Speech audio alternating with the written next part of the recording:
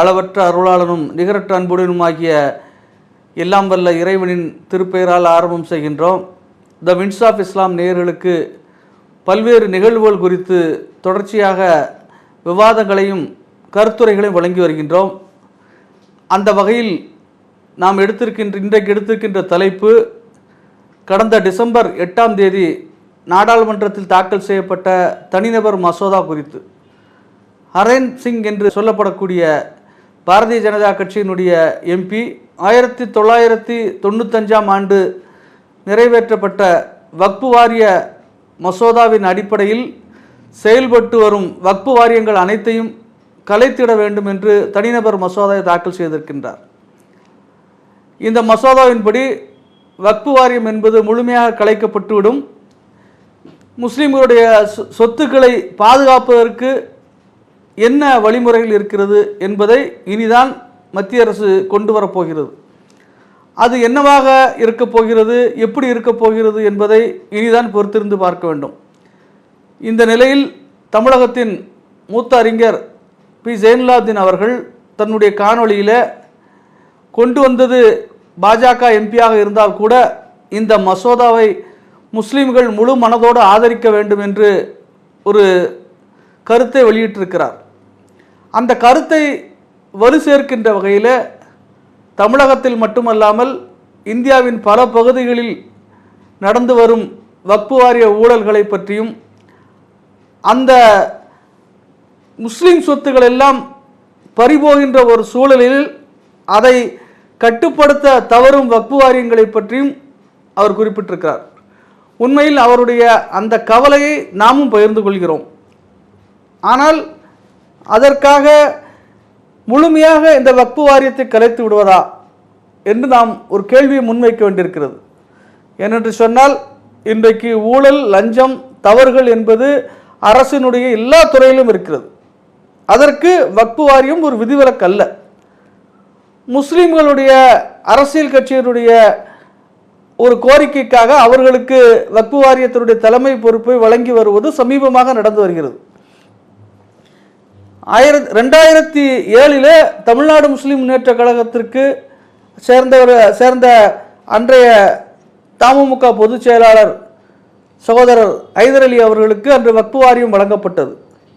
அப்பொழுது சுன்னத்துல் ஜமாத் என்று சொல்லப்படுகின்ற அந்த அமைப்பினுடைய பல்வேறு முத்தவல்லிகளும் பள்ளிவாசல் நிர்வாகங்களும் இவருக்கு வழங்கிவிடக்கூடாது, இவர் வஹாபி சித்தாந்தத்தை உள்ளவர், இவர் வந்தால்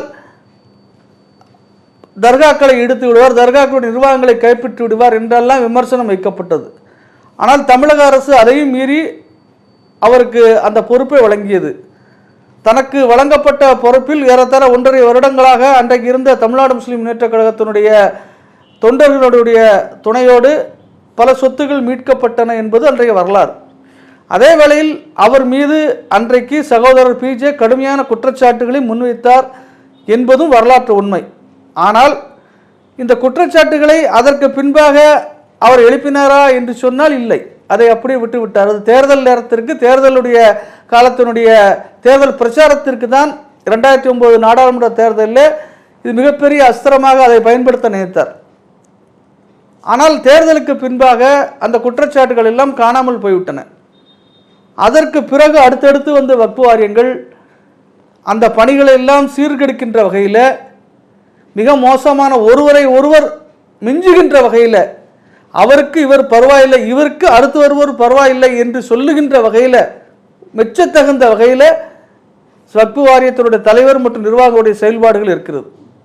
அதிலும் குறிப்பாக தற்போது சகோதரர் அப்துல் ரஹ்மான் தலைமையிலான இந்த வக்ஃபு வாரியம் மிகப்பெரிய குற்றச்சாட்டுகளுக்கு ஆளாகி வருகிறது. இதை தட்டி கேட்க வேண்டிய நிலையில் இருக்கக்கூடிய முஸ்லீம்கள் அதை பற்றி பேசுவதற்கு அவர்களுக்கு நேரமில்லை. இன்றைக்கு நாம் எத்தனையோ வேறு பிரச்சனைகளை பேசுகின்றோம். நம்முடைய சேனலில் கூட நாம் கடந்த டிசம்பர் 6ஆம் தேதி ஒரு காணொலியை வெளியிட்டிருந்தோம். இந்த பாபர் மசூதி போராட்டங்கள் எல்லாம் ஏன் வக்ஃபு வாரிய சொத்துக்களை மீட்பதற்கான போராட்டங்களாக நாம் வடிவமைக்க கூடாது என்று நாம் முன்வைத்திருந்தோம். நம்முடைய காணொலி வெளிவந்து 2 தினங்களிலே இப்படிப்பட்ட ஒரு தனிநபர் மசோதா தாக்கல் செய்யப்பட்டிருக்கிறது. இப்பொழுது சகோதரர் பிஜே அவர்கள் குறிப்பிடுவது போல இந்த வக்ஃபு வாரியத்தை முற்றிலுமாக கலைத்து விட்டால் இக்கோடிக்கணக்காக இருக்கக்கூடிய இந்த சொத்துக்களை பாதுகாக்கப் போவது யார்? இதற்கான என்ன நடைமுறை அவர் பரிந்துரைக்கிறார்? மத்திய மாநில அரசுகளிடத்தில் இதற்கான மாற்று செயல் திட்டம் என்ன இருக்கிறது? வக்ஃபு வாரியம்னு ஒரு வாரியம் இருக்குது, உங்களுக்கு தெரியும். எல்லா மாநிலங்களிலும் இருக்கிறது, மத்திய அரசாங்கத்திலும் இருக்கிறது. இந்த வக்ஃபு வாரியம்னா என்னன்னு கேட்டால், முஸ்லீம்களுடைய வக்ஃபு சொத்துக்கள் இருக்குல்ல, வக்ஃபு சொத்துக்கள்னால் தர்காவுடைய சொத்துக்கள், பள்ளிவாசலுடைய சொத்துக்கள், மதரசாவுடைய சொத்துக்கள், அது மாதிரி பதிவு செய்யப்பட்ட அறக்கட்டளைகளுக்கு உள்ள வக்ஃபு சொத்துக்கள், இவைகளையெல்லாம் ஒரு அரசாங்கம் முறைப்படுத்தணும் அப்படிங்கிறதுக்காக வேண்டி என்ன செய்கிறாங்கன்னு கேட்டால் வக்ஃபு வாரியம்னு ஒன்றை உருவாக்குறாங்க கடந்த காலத்தில். அந்த வக்ஃபு வாரியம் எடுத்து எதுக்குன்னு கேட்டால் அந்த வக்ஃபு சொத்துகள் பறிபோகாமல் இருக்கணும், வக்ஃபு சொத்துக்களை மற்றவங்க எடுத்துக்கொள்ளக்கூடாது அப்படிங்கிறதுக்காக வேண்டி தான் அந்த வக்ஃபு சட்டம் கொண்டு வந்தாங்க. இப்போ 8/12/2023 அது இந்த 8ஆம் தேதி என்ன செய்கிறாருன்னா, பிஜேபி எம்பி ஹர்நாத் சிங்கிட்ட ஒரு பிஜேபிக்காரர் அவர் ஒரு தனிநபர் மசோதா கொண்டு வர்றார். கொண்டு வந்து இந்த 1995 அது வக்ஃபு வாரிய சட்டம் உண்டாக்குனீங்க, அந்த சட்டம் இருக்கக்கூடாது, வக்ஃபு வாரியம் இருக்கக்கூடாது, அது சரியில்லை அப்படின்னு சொல்லிட்டு அதுக்கு விவாதத்துக்கு எடுத்துக்கொள்ளணும்னு அதை கொண்டு வர்றார் மசோதா.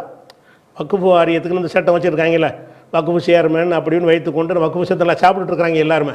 வக்ஃபு வாரிய உறுப்பினர் சாப்பிட்றான், சேர்மன் சாப்பிட்றான், அதிகாரிகள் சாப்பிட்றாங்க, எல்லாம் லஞ்சம் வாங்கி கொண்டு என்ன செய்கிறாங்க, திருட்டு பயில பதவியில் தக்க வைக்கிறாங்க, நல்லவனை விரட்டி விட்டுறாங்க.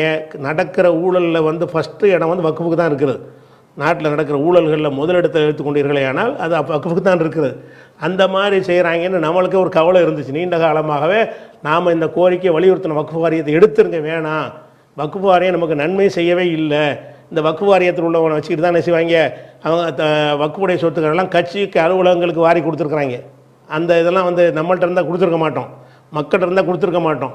வானுலாவை அதிகாரம் வக்ஃபு வாரியத்து இருக்குன்னு சொல்லிவிட்டு அந்த வக்ஃபு வாரிய அதிகாரிகளை வைத்து என்ன செய்கிறாங்கன்னு கேட்டால், திமுகவுக்கு 500 ஏக்கர் வேணுமா, இந்த 500 ஏக்கர் எடுத்துக்கிறேன்னு அவர் கொடுத்துருவார். வக்ஃபு வாரியத்தில் கொடுத்துட்டாங்க, அவங்க கட்சி அலுவலகம் கட்டிக்கிடுவாங்க. அண்ணா திமுக வேணுமா, அவர் கொடுத்துட்டு போயிடுவார்.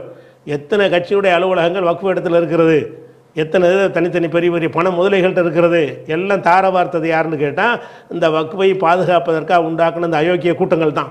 அப்போ இதில் எம்பி இருப்பாராம், ஒரு எம்எல்ஏ இருப்பாராம், எல்லாம் பங்கு போடுறதுக்கு தான். அதில் என்ன செய்யணும், ஒரு அந்த மாநிலத்தில் உள்ள முஸ்லீம் எம்பி சேர வேண்டும், முஸ்லீம் எம்எல்ஏ இருக்க வேண்டும்னு சில கண்டிஷன்லாம் போட்டிருக்கிறாங்க. இதை நீக்கணும்னு ஒருத்தர் சட்டம் கொண்டு வந்தான் பிஜேபிக்காரன், தனி நபர் தான் அவர். அது அந்த மசோதா கொண்டு வந்தோடனே அந்த வக்ஃபுங்கிற ஒரு சட்டம் இருக்கக்கூடாது. அப்போ என்ன அர்த்தம், எங்கள் ஊரில் உள்ள வக்ஃபு சொத்துக்களை நாங்களே பாதுகாத்துக்குருவோம் அப்படிங்கிற நிலை தன்னால் உருவாயிரும். வக்ஃபு போர்டுன்னு ஒன்று தலையிட்டு, உதாரணமாக எங்கள் ஊரில் உதாரணத்துக்கு தான் எங்கள் ஊரில் இல்லை இது, எங்கள் ஊர் உதாரணத்துக்காக எங்கள் ஊரில் ஒரு முத்தவள்ளி என்ன செய்கிறாரு, பல கோடி களவான்ட்டார், ஊரே கோபத்தில் கொந்தளிச்சிட்டு இருக்குது, நீக்கணும்னு. இவர் போய் வக்ஃபு வாரியம் சரி பண்ணிட்டு இவர் இன்னும் 5 வருஷம் நீடிப்பார்னு பேப்பர் வாங்கிட்டு வந்துட்டாருன்னா ஊரில் ஒன்று கேட்க முடியாது. ஏன், வக்ஃபு போர்டு அதுக்கு முன்னாடி போலீஸ் ஒன்றா நிப்பாட்டுவாங்க, அவங்க அதிகாரம் இருக்குது, அவங்க நியமிக்குவாங்க, நீங்கள் கேட்கக்கூடாது. அப்போ இந்த வக்ஃபு போர்டுன்னு ஒன்று இருக்கிற காரணத்தினால ஊழல் தலை விரித்து ஆடுகிறது. வழங்குதா, வேண்டிய ஆட்களுக்கு சொத்துக்களை தார வார்த்து கொடுக்குறாங்க. அவங்களுக்கு ஆளுங்கட்சியில் எந்த கட்சியை நியமிக்கிற அந்த கட்சிக்கு வக்ஃபு சொத்தை எல்லாம் தார வார்த்து கொடுத்துக்கிட்டு இருக்கிறாங்க. அந்த மாதிரியாக நடந்துக்கிட்டு இருக்கிற நேரத்தில் இப்படி ஒன்று இல்லாமல் இருந்தால் நல்லா இருக்குமே நம்ம நினச்சிக்கிட்டு இருக்கிறோம். அதே மாதிரி பிஜேபிக்காரன் என்ன செய்கிறான்னு கேட்டால், அவன் இந்த வக்ஃபு வாரிய சட்டத்தை வேணான்னு கொண்டு இதை தனிநபர் மசோதாவை தாக்கல் பண்ணுறான். அதை விவாதத்துக்கு எடுத்துக்கொள்ளலாமா இல்லையான்னு ஓட்டர் நடத்தும் பொழுது 53 பேர் விவாதத்துக்கு எடுத்துக்கலாம்னு சொல்லி 32 பேர் எடுத்துக்கொள்ளக்கூடாது, அவ்வளோ பேர் தான் இருந்தாங்க இன்றைக்கி பார்லிமெண்ட்டில். அன்றைக்கி ஆஜராகிருந்து எவ்வளோ பேர் தான், 50, 80, 85 பேர் தான் இருந்தாங்க. அந்த 85 உறுப்பினர்களில் 53 பேர் இதை விவாதத்துக்கு எடுத்துக்கொள்ளலாம், 32 பேர் எடுத்துக்கொள்ளக்கூடாதுன்றாங்க, நிறைவேறிடுச்சு. இப்போ என்ன செய்ய போகிறோம்னா, இது விவாதத்துக்கு நாளைக்கு வரப்போகுது. அடுத்த இதில் தனிநபர் மசோதாவை கொண்டு வருவதாக இருந்தால், ஒரு தனி ஆள் கொடுக்குற மசோதாவை ஒரு அரசுடைய மசோதா மாதிரி விவாதத்துக்கு எடுத்துக்கலாமா என்றால் அதுக்கு ஒரு ஓட்டெடுப்பு நடத்தணும். அந்த ஓட்டெடுப்பில் இது விவாதத்துக்கு எடுத்துக்கலாம்னு வந்துருச்சு. இப்போ என்ன செய்ய போகுதுன்னு கேட்டால், இதை விவாதத்துக்கு எடுத்துக்கிற போகிறாங்க. எடுத்து இந்த வக்ஃபு போர்டை ஒன்றும் தேவையில்லை என்ற அளவுக்கு முடிவுக்கு வருவாங்க. இதில் என்ன செய்கிறாங்கன்னா, அந்த வக்ஃபு வச்சு களவாண்டவங்களுக்கெல்லாம் குத்திக்குது. வக்ஃபு சட்டத்தினம் இஸ்லாமிய சமுதாயத்துக்கு நம்ம நடந்த மாதிரி என்ன செய்கிறாங்க, வக்ஃபு நிலங்களுக்கு அடையாளம் 500 ஏக்கர் தமிழகத்தில் கோவை மாவட்டத்தில் 500 ஏக்கர் இருக்கிறது. 500 ஏக்கர் இருக்குடா, மீட்கப்படாமல் இருக்கல. யாரால் மீட்கப்படாமல் இருக்கிறது? நீ வக்ஃப் போர்டுன்னு வைத்துக்கொண்டு நீ செஞ்ச அயோக்கியத்தினாலயா தனி நபர்கள் ஜமாத்தாரர்களுக்கு ஏமாந்து விட்டுட்டாங்களா? அது மாதிரி இருக்குது. திருச்சி பகுதியில் 1000 ஏக்கர் இனாம் நிலங்கள் இருக்குதான், அதெல்லாம் பறி போயிடுச்சான். இப்போ பறி போச்சு. வக்ஃப் போர்டு இருக்கும்போது பறி போச்சா, இல்லாமல் இருக்கும்போது பறி போச்சா? கதை விட்றாங்க. இந்த மாதிரி லிஸ்ட்டை போட்டு வாங்க வக்ஃப் போர்டை மீட்போம், மீட்க போகிறாங்க. வக்ஃப் சொத்தையெல்லாம் அதிகாரிகளுக்கு தார பார்த்தது இவனும் தான். வக்ஃபில் இருக்கக்கூடிய அதிகாரிகளும் அதை வக்ஃப் வாரியத்தில் உள்ளவனு தான் அவ்வளவு செய்கிறான். வக்ஃப் பேரை சொல்லி திண்டு கொளுத்துக்கிட்டு இருக்கிறாங்க. அவங்க சொல்கிறாங்க திருச்சியில் 1000 ஏக்கர் போய்விட்டது, சங்ககிரி பகுதியில் 300 ஏக்கர் நிலம் போய்விட்டது, சத்தியமங்கலம் பகுதியில் 100 ஏக்கர் போயிடுச்சு, திண்டுக்கல்லில் ஒரு 100 ஏக்கர் வக்ஃப் சொத்து போயிடுச்சு, நீலகிரி ஊட்டியில் ஒரு 200 ஏக்கர் போயிடுச்சு, அது மாதிரி வீட்டு மெயின் பஜாரில் 80 சென்ட் நிலம் போயிடுச்சு, ராமநாடு திருநெல்வேலியில் 1000கணக்கான ஏக்கர் வக்ஃப் நிலங்கள் மீட்கப்படாமல் இருக்கிறன, பல ஆயிரம் இருக்கிறது. இதுகளையெல்லாம் இந்த நேரத்தில் இந்த சட்டத்தை நீக்க பார்க்குறாருங்கிறாங்க. இந்த சட்டமெல்லாம் பறிபோயின்னு சொல்றிய, இந்த பறி போனதுக்கு யார் காரணம்? இந்த வக்ஃப் போர்டுங்கிற பேரில் வானளாவிய அதிகாரத்தை வச்சுக்கிட்டு தான் ராமநாட்டில் உள்ள 1000 ஏக்கர் நிலத்தை என்ன செய்கிற, 1000 நாய்களுக்கு நீ வந்து பட்டா போட்டு கொடுத்த, வேண்டிய ஆட்களுக்கு பிரித்து கொடுத்த, விற்கிறதுக்கு அனுமதியை கொடுத்த. அப்போ இந்த மாதிரி எல்லாம் ஊழலுக்கு துணை செஞ்ச சொல்லி எல்லா வக்ஃப் சொத்தையும் நாசமாக்குனதே யாருன்னு கேட்டால் இந்த வக்ஃப் வாரியம் தான். அப்போ இந்த வக்ஃப் வாரியம் வந்து துடிக்கிறான். நான் பிஜேபி கொண்டு வந்தாலும் இதை நம்ம வரவேற்கணும். இந்த தீர்மானத்தை கொண்டு வந்தோம் பிஜேபி எம்பியாக இருந்தாலும் இது நாளைக்கு சட்டமாகும் என்று சொன்னால் என்ன வரும்னா, வக்ஃப் போர்டுன்னு ஒன்று இருக்காதுன்னா என்ன வரும்? என் ஊரில் உள்ள பள்ளிவாசல் சொத்தை நான் தான் பாதுகாப்பேன். முத்தவள்ளி வந்து உங்களை கைக்குள்ளே போட்டுக்கிட்டு இஷ்டத்துக்கு விளையாட முடியாது. ஊர் மக்களுக்கு பதில் சொல்லணும். அவனுக்கு சட்ட ரீதியான எந்த ஒரு அங்கீகாரமும் கிடையாது. டேய் எங்கள் விற்கிறதுக்கு ஊர் மக்கள் ஒத்துக்கல, போ விற்கக்கூடாது அப்படின்னு ஊர் மக்கள்லாம் சேர்ந்து பிடிச்சிட்டாங்கன்னு சொன்னால் ஒன்றும் செய்ய முடியாது. இன்றைக்கி பல வக்ஃபுடைய சொத்துக்களில் வந்து கடைகள் கட்டி விட்ருக்குறாங்க. ஒவ்வொரு கடைக்கும் வந்து 1 லட்ச ரூபா 2 லட்ச ரூபா வாடகை வரும். இவங்க என்ன செய்யறா, லஞ்சம் வாங்கிக்கிட்டு தர வாடகைன்னுக்கிட்டு 300 ரூபா, 2 லட்ச ரூபா வாடகை வர இடத்துக்கு செய்கிறது 300 ரூபா வாங்கிக்கிடுவாங்க. மீதி வந்து பின்பக்கமாக என்ன செய்கிறது, அவங்க வாங்கிக்கிறது. இதுக்கு வந்து வக்ஃப் போர்டு அனுமதி வாங்கிக்கிடுவாங்க. அப்போ ஊருக்கு சேர வேண்டிய பல லட்சக்கணக்கான வருமானங்கள் வந்து அந்த பள்ளியுடைய முத்தவள்ளிகளாக இருக்கிறவனுக்கு, நிர்வாகியாக இருக்கிறவனுக்கு, வக்ஃப் போர்டில் அந்தந்த பகுதியில் ஆஃபீஸராக இருப்பான்ல அவனுங்களுக்கு, மேலதிகாரிகள் வரைக்கும் பங்கு போகிறது. அப்போ இந்த மாதிரி எல்லாம் இருக்கிற ஊழல்லாம் நடந்தது வக்ஃப் வாரியத்தினால தான். இந்த ஒரு முசீபத்து பிடிச்ச வக்ஃப் வாரியம் இல்லாமல் தொலைஞ்சு விட்டது என்று சொன்னால், ஒவ்வொரு ஊரில் ஒரு பள்ளிவாசக்காரன் பள்ளிவாசை பாதுகாத்துக்கிறவான், மதரசாக்காரன் மதரசா பாதுகாத்துக்கிறவான், தர்கா சொத்துக்காரன் தர்கா பாதுகாத்துக்கிறவான், என்னென்ன வக்ஃப் போர்டு அடங்குகிறதோ அதையெல்லாம் அவன் பாதுகாத்துக்கு இருக்கும் பொழுது அவன் ஊர் மக்களுக்கு பதில் சொல்லணும்னு வரக்கூடிய நேரத்தில் ஒரு அளவுக்கு தான் களை வாங்க முடியும். இந்த வக்ஃப் வாரியத்தில் அதிகாரத்தை பயன்படுத்திட்டு களை வாங்குறான்ல, அப்படி களை வாங்க முடியாது. அதனால் இந்த முசீபத்தை தொலைஞ்சா நல்லது என்பது தான் நமக்கு நல்லது. இந்த தீர்மானத்தை கொண்டு வந்திருக்கிறான்னு குதிக்கிறாங்க, எங்களை தொடர்பு கொள்ளுங்க, நாங்கள் அது பண்ணுறோம் இது பண்ணுறோம் அப்படின்னு சொல்லி வக்ஃப் வாரியத்தை மீட்க போகிறாங்களாம். என்ன மீட்க போகிற நீ? விட்டதை நீ தானடா. வக்ஃபுடைய சொத்துக்கள்லாம் விட்டது யார்? நீ தான் விட்டுருக்குற. அது ஒரு தகவலுக்காக சொல்லிக்கிறேன்.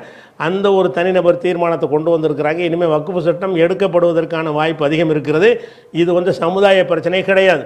எப்படி அந்த காலத்தில் சிறுபான்மை மக்களை சொல்லி கல்வி கொடுத்துக்கு அனுமதி வாங்கி கொண்டு பணக்காரங்களுக்கே படித்து கொடுக்குறாங்களோ, சிறுபான்மை மக்கள் சீட்டு கொடுக்க மாட்டேங்கிறாங்களோ, அவங்க முதலாளிகள் சம்பாதிக்கிறதுக்கு பயன்படுத்தி கொள்கிறான். அந்த மாதிரி தான் வக்ஃப் சட்டம் என்பதும் எதை நமக்கு நன்மை செய்கிறதா நினைத்து கொண்டு நமக்கு தலையில் மண்ணவாரி போட்டுக்கொள்ளக்கூடிய ஒரு கேவலமான கேடுகட்ட சட்டம்.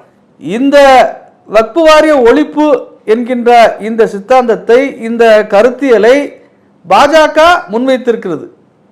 இதற்கு தமிழகத்தில் இருக்கின்ற முக்கிய பெருக்கட்சிகளுடைய கருத்துகள், நிலைப்பாடுகள் என்ன? இதுவரை அது விவாதிக்கப்படாமே போய்கொண்டிருக்கிறது. திடீரென்று ஒரு நாள் நாடாளுமன்றத்தில் விவாதத்திற்கு வரும், அது ஓட்டெடுப்பிலே வந்து ரகசியமாக நடந்து முடிந்துவிடும். தமிழகத்தில் இருக்கக்கூடிய முஸ்லிம்களாகிய நாம் இதை ஒரு கருத்தியலாக கொண்டு, இந்த ஒரு ஏதோ ஒரு வழியில் ஒரு தீமையிலும் ஒரு நன்மை நடந்திருக்கின்றது என்ற வகையில் இந்த நாடாளுமன்ற எம்பி கொண்டு வந்திருக்கிற தனிநபர் மசோதாவை தொடர்ந்து வக்ஃப் வாரிய சீரமைப்பு குறித்து வலுவான விரிவான விவாதங்களை நாம் மேற்கொண்டாக வேண்டும். வருபவர்களெல்லாம் வக்ஃப் சொத்துக்களை மீட்கப்பட வேண்டும் என்று சொன்னார்கள். ஆனால் எப்படி? அதற்கான வழிமுறைகள் என்ன? முஸ்லிம்களிடத்தில் தான் இன்றைக்கு இவ்வளவு வக்ஃப் சொத்துகளும் இருக்கிறது. ஆனாலும் தொடர்ந்து குற்றச்சாட்டுகள் சுமத்தப்பட்டு கொண்டே இருக்கின்றன. இதற்கெல்லாம் தீர்வுதான் என்ன? யாரை கொண்டு இந்த வக்ஃப் சொத்தை, இந்த வக்ஃப் நிர்வாகத்தை இனி நிர்வகிப்பது? ஆங்காங்கே அவரவர் நிர்வகித்துக் கொள்வது என்று சொன்னால் அது எப்படி சரியாக இருக்கும்? ஒரு பகுதியில் ஒரு ஜமாத்தை நிர்வகிக்கலாம் என்று சொன்னால் அதை கண்காணிப்பவர் யார்? அந்த ஜமாத்தின் மீது குற்றச்சாட்டு வந்தால் அதற்கு பரிகாரம் தேட வேண்டியது எங்கு? ஒரு ஜமாத்திலே எல்லோருக்கும் ஒற்ற கருத்து இருக்காது. ஜமாத்து தேர்தலில் நடத்துவது யார்? இன்றைக்கு வக்ஃபு வாரிய கண்காணிப்பில் ஜமாத்தின் தேர்தல் நடக்கிறது. வக்ஃபு வாரியம் என்று ஒழிக்கப்பட்டு விட்டால் இந்த ஜமாத் நிர்வாக தேர்தலில் நடத்துவது யார்? ஏற்கனவே இருக்கக்கூடிய இந்த சொத்துக்களை முறைப்படுத்துவது யார்? இப்படி பல்வேறான அடுக்கடுக்கான கேள்விகள் நம்முன் எழுகிறது. ஆக ஒரு விஷயம், ஒரு வாரியம் என்பது மோசமாக ஊழலில் தெளித்திருக்கிறது என்ற காரணத்திற்காக ஒட்டுமொத்தமாக அதை ஒழித்து விடுவது என்பது எப்படி சரியாக இருக்க முடியும்? சரியான தீர்வாக இருக்க முடியும்? அது சரி செய்வதற்காக என்ன செய்ய வேண்டும் என்பதைத்தானே நாம் யோசிக்க வேண்டும். ஆகவே இந்த காணொளியின் மூலமாக அனைத்து தரப்பினருக்கும் இதை ஒரு மிகப்பெரிய விவாதமாக நாம் தமிழகத்திலே கொண்டு செல்ல வேண்டும்.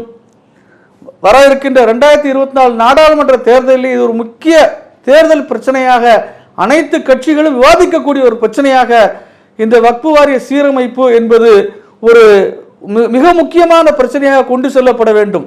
சமூகத்திற்கு தேவையான அனைத்து பொருளாதார வளமும் வக்ஃபு வாரிய சொத்துக்கள் மூலமாக கிடைக்கும் என்று இருக்கும்போது அதை கண்டுகொள்ளாமல் நாம் அரசுகளிடம் ஏன் கையேந்தி கொண்டு இருக்க வேண்டும்? நம்முடைய சொத்துக்களை பராமரித்து அதில் வரக்கூடிய வருமானத்தை கொண்டு நம்ம சமூக முன்னேற்றத்திற்கு நாம் சரி செய்வதற்கு ஏன் முயற்சி செய்யக்கூடாது? ஆகவே சகோதரர் பிஜி அவர்களுக்கு நாம் கூறிக்கொள்வது, ஒரு வாரியம் என்பது சரியில்லை என்று சொன்னால் அதை சரி செய்வதற்கு என்ன வேண்டும் என்று நாம் சரி செய்ய வேண்டுமே உள்ள அல்லாமல் அதை அப்படியே விட்டுவிட வேண்டும் என்று சொல்வது அறிவுக்கு பொருத்தமான ஒரு வாதமாக தெரியவில்லை. ஒரு தேர்தலிலே முறைகேடு நடப்பதற்காக தேர்தலை புறக்கணிப்பது எப்படி நமக்கு தற்கொலையாக முடியுமோ அதே போல வக்ஃபு வாரியத்தை ஒழித்து விடுவது என்பது அதை விட ஒரு மோசமான நிலையை கொண்டு விடும்.